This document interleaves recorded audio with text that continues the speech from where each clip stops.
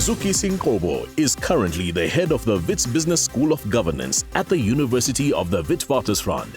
He was previously Associate Professor of Strategy and International Business at the Wits Business School, where he also managed doctoral programs.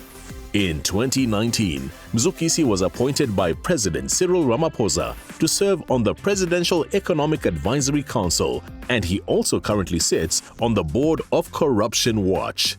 Mzukisi obtained his PhD from the University of Warwick, United Kingdom, MA from the University of Stellenbosch, and BA from the University of Cape Town. He lives to empower the next generation of leaders. Ladies and gentlemen, please welcome Professor Mzuki Sinkobo. It's wonderful to be with you this morning. I look forward to interacting with you on themes related to global and domestic economic developments. We live in a very interconnected world where events that are taking place elsewhere in the developed north affect events in South Africa and in the African continent. So my talk today will be anchored around the impact of geopolitics on domestic economic relations. And I want to start off with why geopolitics matter for us here in South Africa and in the African continent. As you would remember, in May 2018, there was intensification of geopolitical tussles between the US and China. These started off as disputes over trade, the fact that China ran large current account surpluses vis-a-vis the US.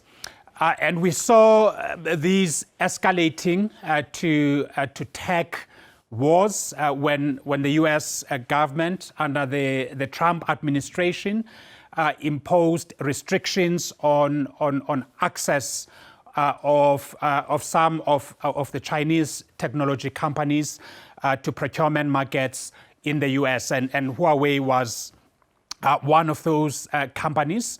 On the trade side, the US had imposed tariffs on $580 billion worth of products, with China retaliating on $185 billion worth of products in tariffs. These trade wars are still not resolved. There still are tensions between the two countries, and this will likely to sustain for a long period of time. Just one example on how these tensions affect us here in South Africa. You'd recall that in early 2019, the CEOs of 4 telecoms companies in South Africa approached President Cyril Ramaphosa to ask him to intervene in these tech wars, because most of them were heavily reliant on Huawei technology for their 5G plans. And even today, these companies are still locked in discussions over how they diversify their sources of supply for critical technologies. On the trade front, there were major impacts on global supply chains, as many US firms that were located in the US started to relocate to neighboring countries in Bangladesh, in Vietnam, in Thailand, for fear of retaliation by the Trump administration. So the COVID-19 pandemic came at a time when the world was facing severe fragmentation, when there were fractures in global trade, especially between the two major economies, and these were affecting the international trade environment. And countries like South Africa that are heavily trade dependent and small to rely on the domestic markets are affected by these developments. Not only trade-dependent countries, but also the global economy suffers. According to the Bank of Finland's modeling, the trade wars led to a 0.7 fall in global GDP growth. And if there are further escalations in these geopolitical tensions, there are further tariffs that are imposed, we could see another fall of a 2 percentage point. So geopolitics do matter for countries around the world, but also mainly for countries like South Africa that are heavily trade dependent. Now there was some respite with the ascendance of Joe Biden, the disappearance of the Trump administration.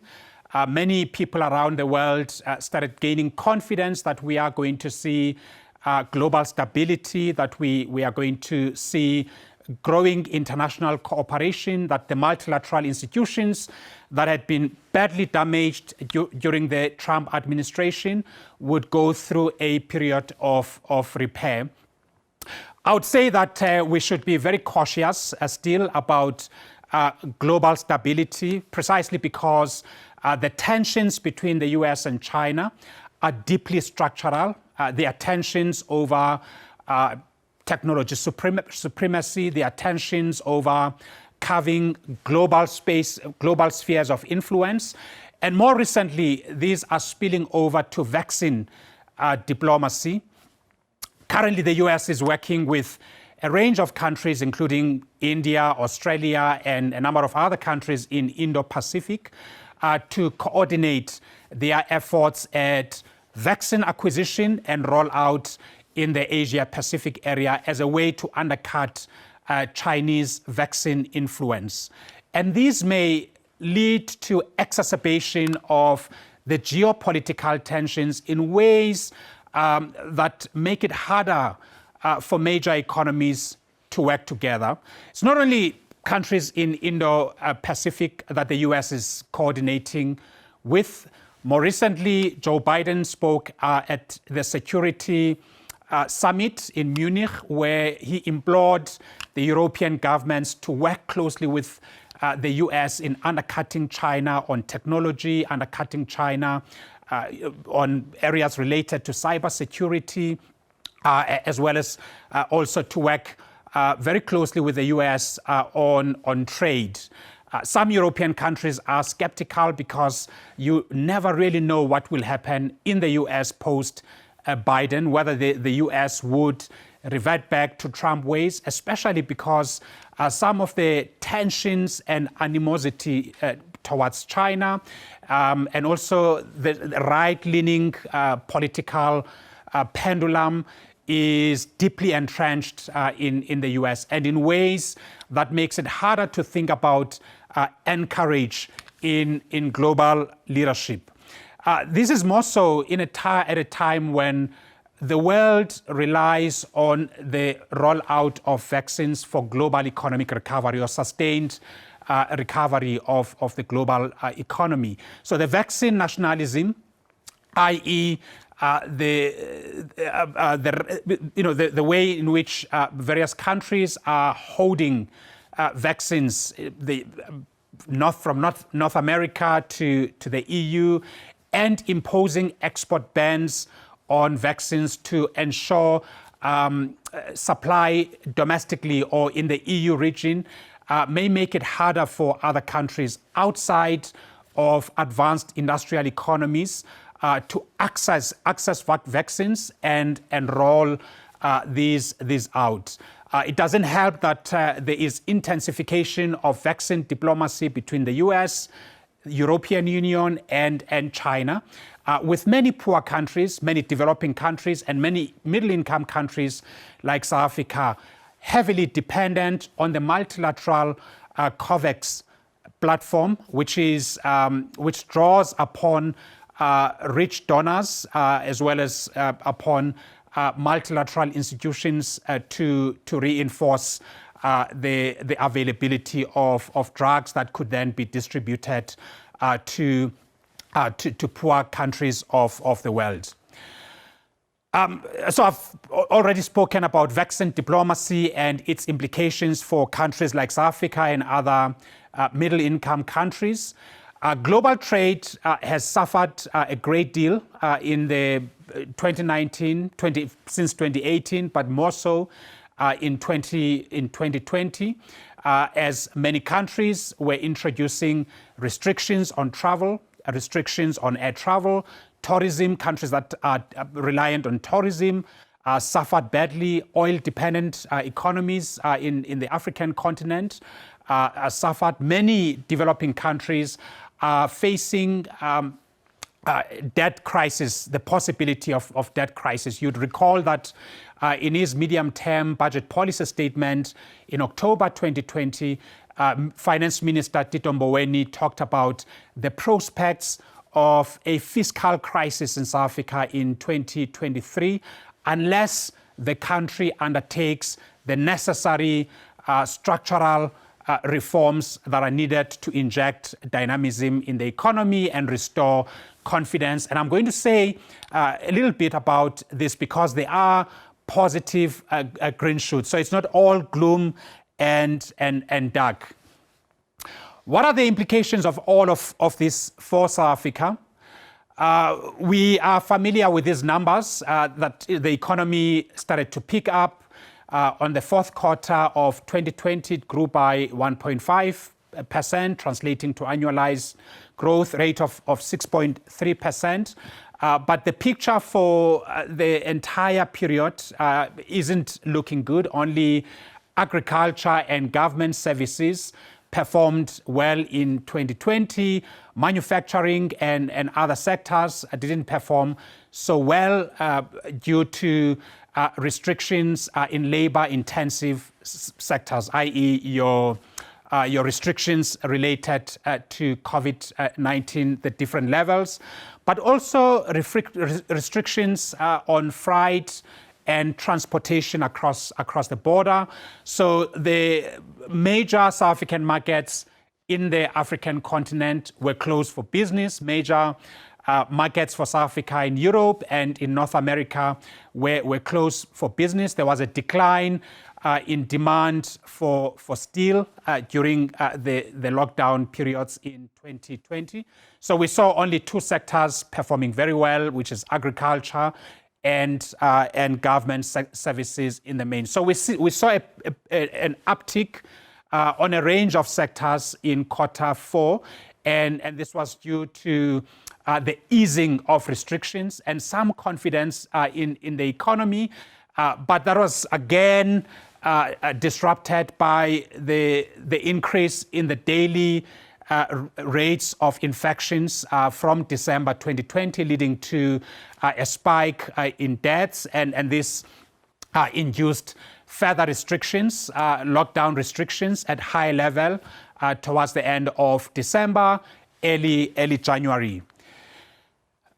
So this is a sum of the different sectors that have essentially showed decline in 2020, with only those two that were positive.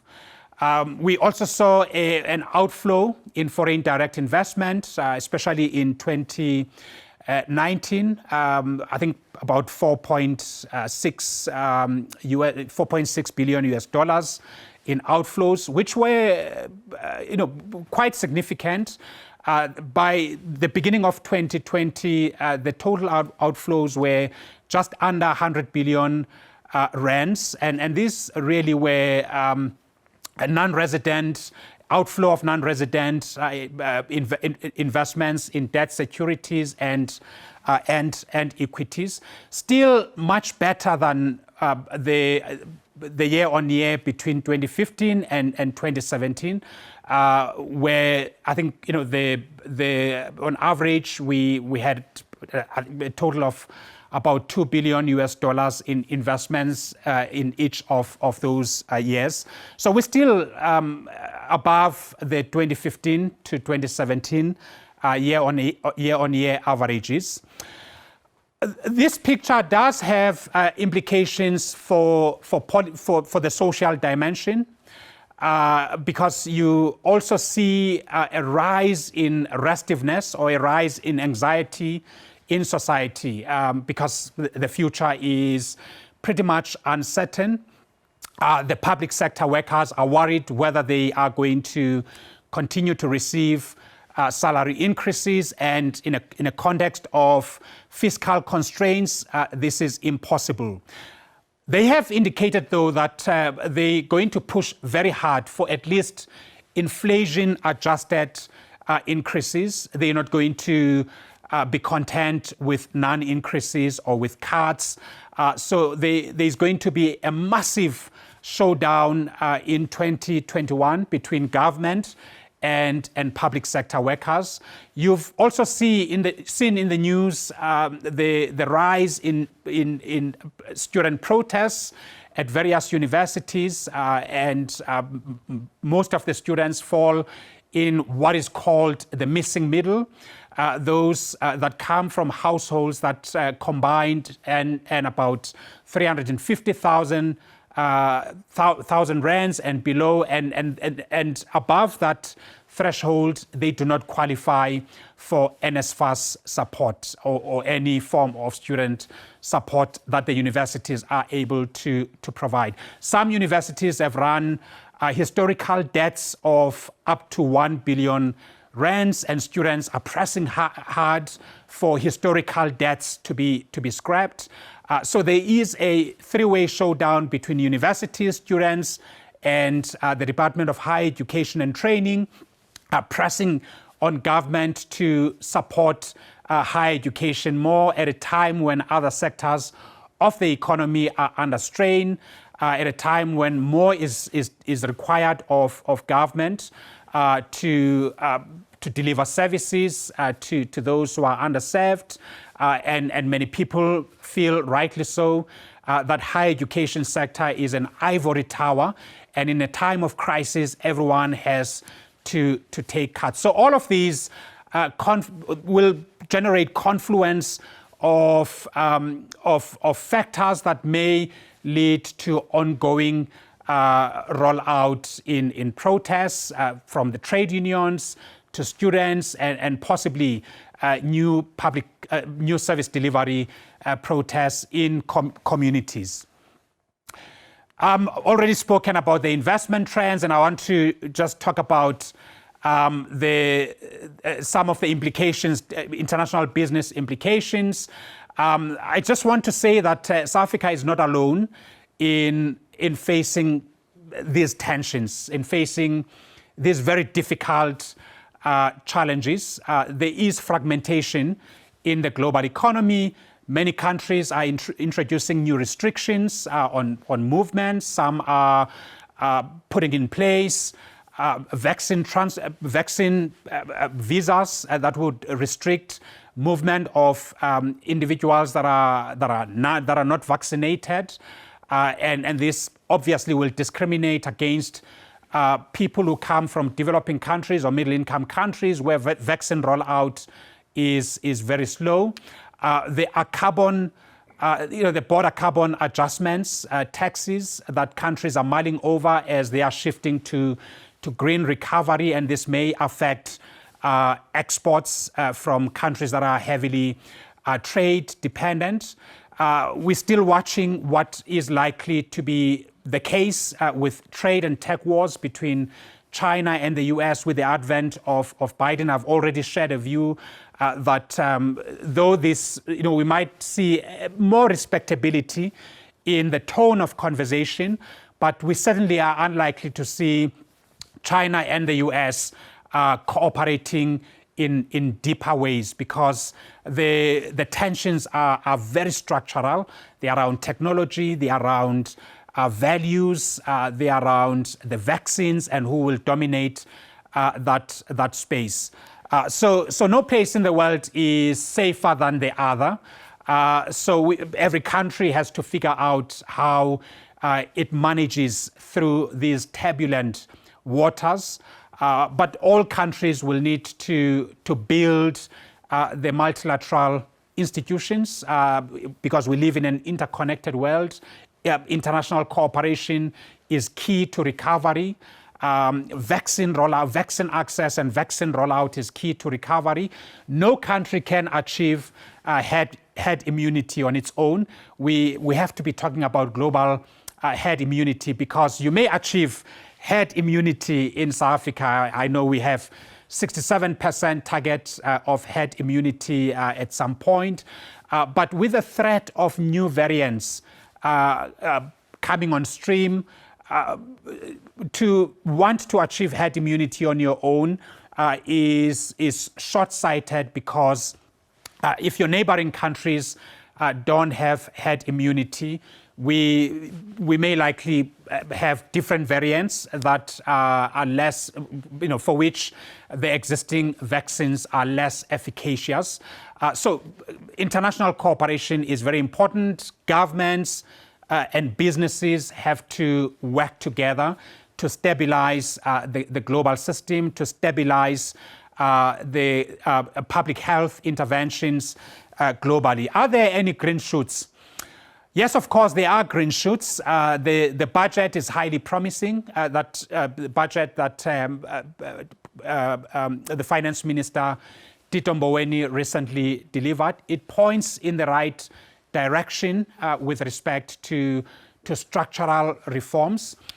We've also seen a commitment of roughly 340 billion rands in infrastructure investment, in water, in energy, in telecommunications, in built environment, with government working together with the private sector to realize these investments.